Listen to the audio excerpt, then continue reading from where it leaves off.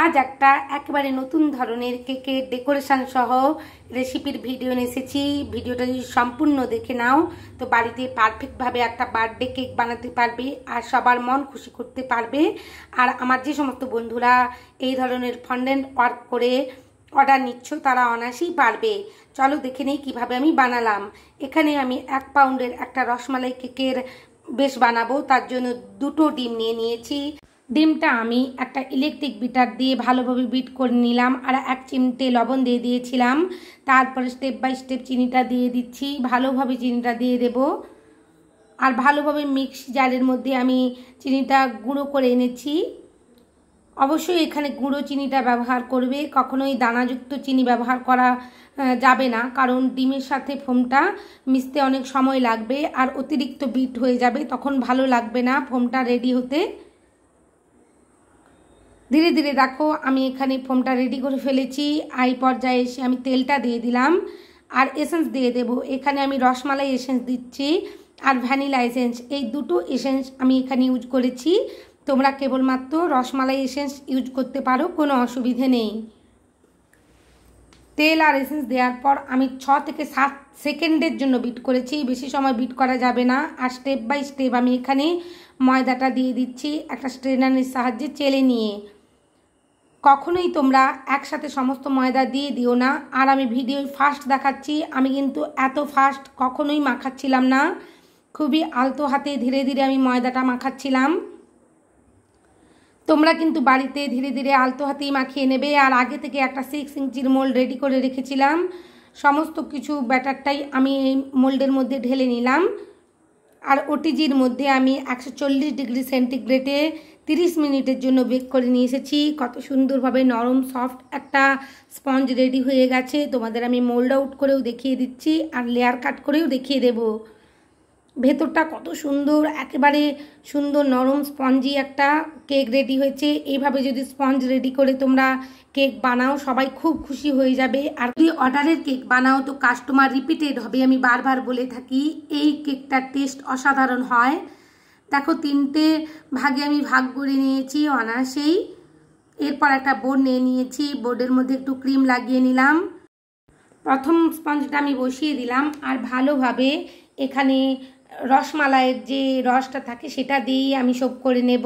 এই রসমালাই কেকের ক্ষেত্রে কখনোই সুগার সিরাপ দিয়ে সোপ করব না। দোকানের রসমালাইগুলো একটু কম পরিমাণেই দেয়, তাই বারবার বলে থাকি এখানে অন্তত 1 কাপ দুধ, লিকুইড দুধ যেগুলো প্যাকেট দুধ হয়, সেই দুধগুলো ভালো করে জাল দিয়ে ফুটিয়ে নেবে আর গাঢ় করে নেবে একেবারে রাবড়ির মতন।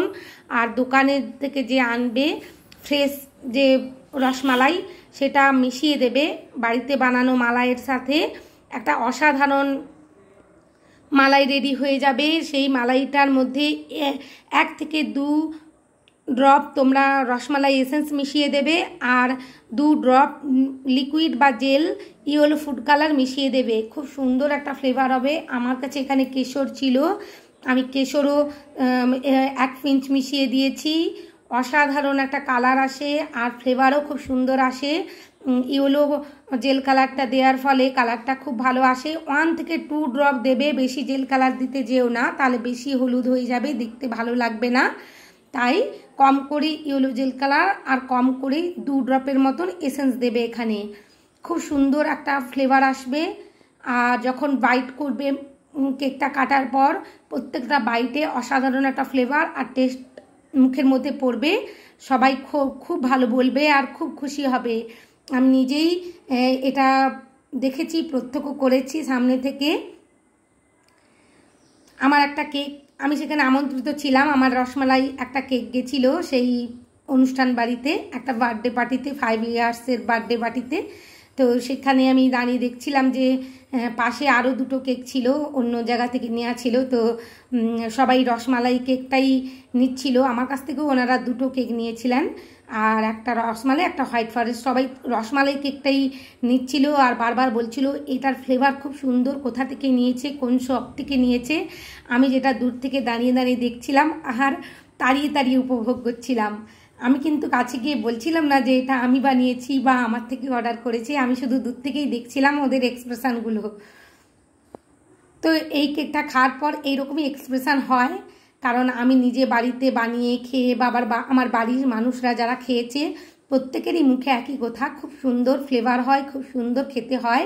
তাই তোমাদের বারবার বলছি এই রেসিপি ফলো করে অবশ্যই বাড়িতে বানিও।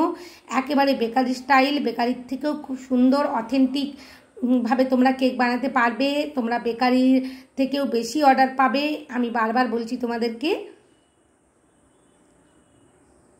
তোমরা যদি একবার এই ভিডিওটা দেখে ফেলো, তোমাদেরকে এদিক সেদিক কোথাতেও দৌড়াতে হবে না, তোমরা পারফেক্টভাবে বাড়িতে পারবে কেক বানাতে যদি ধৈর্য ধরে এই ভিডিওটা প্রথম থেকে শেষ পর্যন্ত দেখো আর আমার কথাগুলো মন দিয়ে শোনো।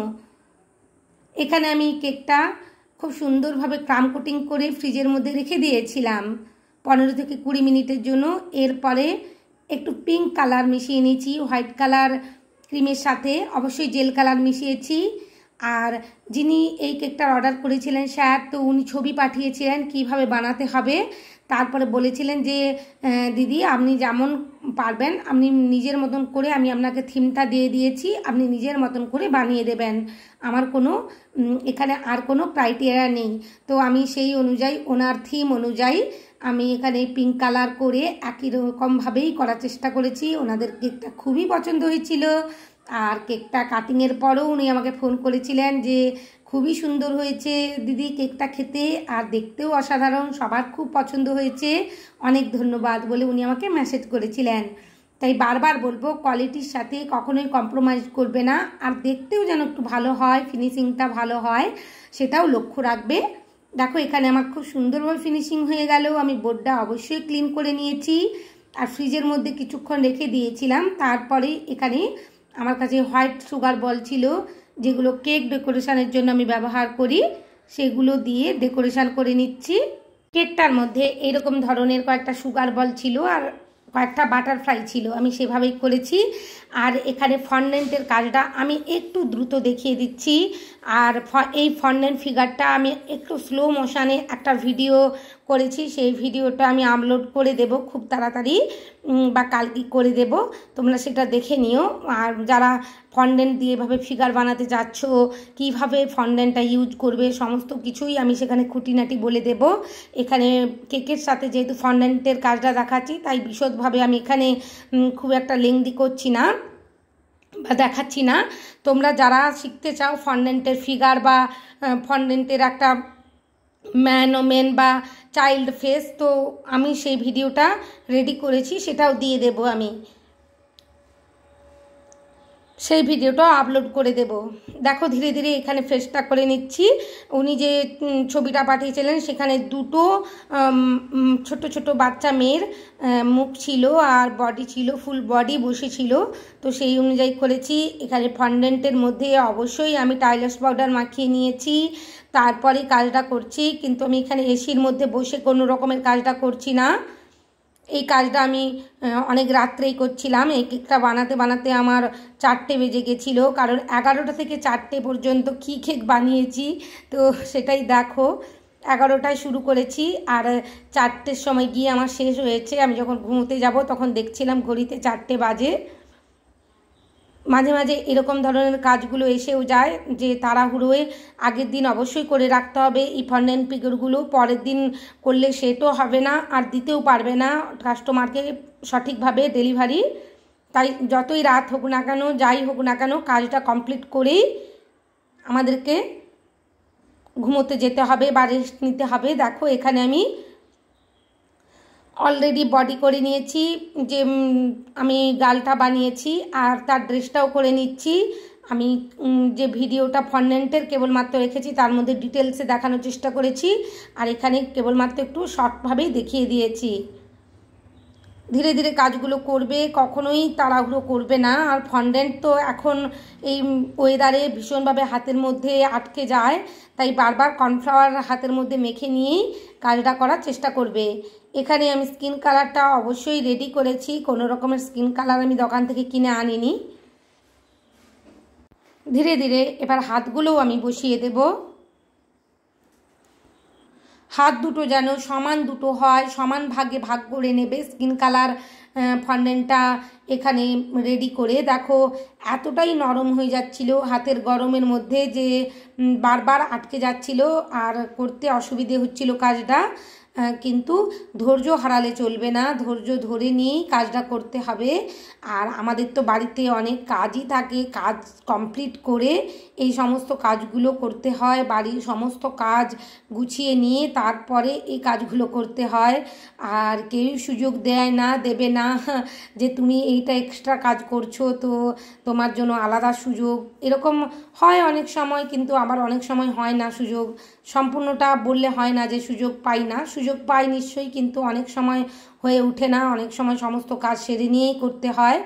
দেখো ধীরে ধীরে আমি এখানে এবার ডেলিভারি দেওয়ার আগে আধ ঘন্টা আগে আমি জিজ্ঞেস করে নিয়েছিলাম যে যখন ডেলিভারি নেবেন তার আধ ঘন্টা আগে আমাকে বলে দেবেন স্যার, আমি কেকের মধ্যে ফান্ডেন্ট ফিগারগুলো বসিয়ে ডেলিভারি করব। তো উনি আধ ঘন্টা আগে আমাকে জানিয়ে দিয়েছিলেন, তো সেই মতন আমি কেকের ফিগারগুলো বসিয়ে নিয়েছি। আর তোমরা নেক্সট ভিডিও এই ফিগারের ভিডিওটা অবশ্যই দেখো, ফন্ডেন্টের যে এই গার্লের ভিডিওটা, সেখানে আমি এত বড় ফন্ডেন্টের ফিগার দুটো কিভাবে সেট করে নিয়েছি, কিভাবে বসিয়ে নিয়েছি, সম্পূর্ণ নিখুঁতভাবে আলোচনা করেছি। তোমরা যারা শিখতে চাও অবশ্যই সেই ভিডিওটা মিস করো না। আর খুব ভালোভাবে বসানো হয়েছে আমার, অবশ্যই আধ ঘন্টা আগে বসিয়ে নেবে। আর এই ফিগারগুলো বসানোর পর ফ্রিজের মধ্যে কখনোই রাখবে না, তাহলে গলতে শুরু করবে আর কেকটা নষ্ট করে দেবে। বারবার আমি একই কথা বলে থাকি। আর কেকটার ডেকোরেশন কেমন হয়েছে অবশ্যই আমাকে কমেন্ট করে জানিও। ভালো লাগলে বাড়িতে অবশ্যই একবার এরকম ধরনের কেক বানানোর চেষ্টা করো। আর ধীরে ধীরে আমার যেন কোথাও একটা ফাঁকা লাগছিল, তাই 46 নোজেল দিয়ে একই কালারের ক্রিম দিয়ে একটু হোয়াইট কালারের কম্বিনেশন রেখেছি, খুব সুন্দরভাবে বর্ডারটা করে নিচ্ছি। খুবই ভালো লাগছে দেখতে কেকটা। এটা উনি ওনার মেয়ের জন্মদিনে সম্ভবত নিয়েছিলেন, তো হ্যাপি বার্থডে প্রিয়া লিখে দিতে বলেছিলেন, তো আমি সেই অনুযায়ী ফন্ডেন্টের মধ্যে লিখে বসিয়ে দিয়েছি বোর্ডের মধ্যে। সবাই খুব ভালো থেকো, অনেক কেক বানিও। চ্যানেলে নতুন বন্ধু হয়ে থাকলে চ্যানেলটা সাবস্ক্রাইব করবার অনুরোধ জানালাম। অনেক ধন্যবাদ বন্ধুরা।